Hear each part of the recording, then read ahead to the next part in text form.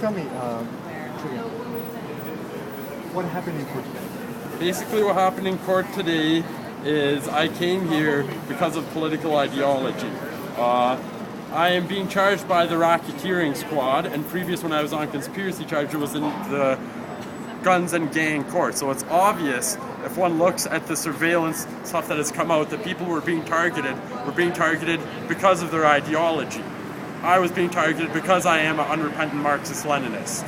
A lot of my friends have been targeted because they are anarchists. So what the issue here is, it's a clear political issue.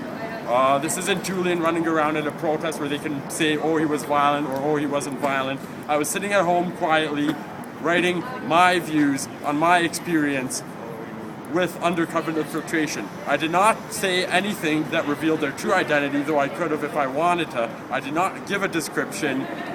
In fact, the whole thing is an ideological attack, and it's an attack to silence me. But you did reveal the name of the undercover. No, I did not reveal his real name. I revealed a name that was already been exposed. I revealed a name that has a pseudonym that has...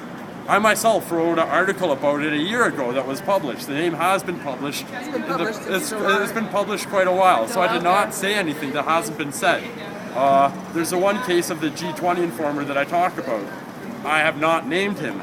I have called him since October. If I was a violent person, if I could find him by phone, I'm sure if I looked for him, you know what I mean. And this shows that it's the police that's endangering their own people. Why would you allow, someone who works for you to be able to find someone who he informed on, some of the other people aren't as nice as me and aren't as ideological as me. He was involved in the drug scene. I hear they're not very forgiving people. So the police asked you to shut down your blog, which you didn't do, right? Yeah, they asked me to remove and alter my blog, which I refused to do on the basis of principle. What's happening, and if you look at Dan Keller's case, is they're trying to silence people. This is an ideological attack.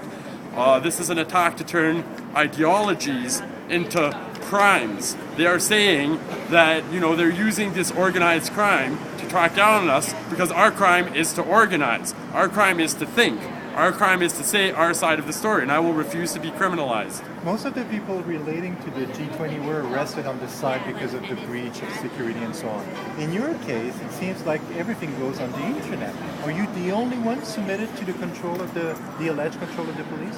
No, a lot of people are. Every day people are being intimidated. One of the reasons why I'm doing this is there was another person charged before the publication ban under an arcane law that is rarely used. So their message is, if you tell your experiences, we will silence you. My message is, you will never silence me. And why would they like to shut you down? Why? Because what happened was criminal. What happened was brutalized. They have divided our communities on the basis of gossip, on the basis of lies, on the basis of deceit. The police have entered into personal relationships with people, causing severe harm, and in the case of my mom, her last 2 months of her life, all she had to worry about was, where will I find a surety for my son when I die? Severe harm was done to our community. When I was arrested for the conspiracy that was later dropped, I was beaten in public. Why did they beat me in public? Why didn't they close the van door? Because it's a message. If you will be political, you will be beaten. If you will take a stand, you will be brutalized. Well, poor people know what it's like to be brutalized. We're brutalized every day. If we're going to be brutalized, we might as well be brutalized for something that betters our situation. Isn't that also like a matter of freedom of expression in the end? There hasn't been freedom of expression in this country in a long time. We're told this is a free country and thought crimes only occur in strange books like 1984, and we're told what a great place this was. People don't remember that during the FLQ crisis, people were arrested all the way in British Columbia. That many people who were targeted had nothing to do with the FLQ. People forget the whole McDonald commissions and the wrongdoing of the RCMP that led to the crisis of CSIS. And look where that got us. And a few months down the road, they're going to want us to forget about the G20. Well, never forgive, never forget. We will remember. Yes, we will. It was the darkest day in Canada history. Next time, are you going to show up with a lawyer or not? At this point in time, I do not have all the facts in front of me. They have been playing mind games. They have been giving me a little information here, a little information there, to keep me in a state of crisis and panic. I will not make a decision until I have the full disclosure in front of me, until I can see all the pieces and make the correct decision. Thank you so much. Mulțumesc.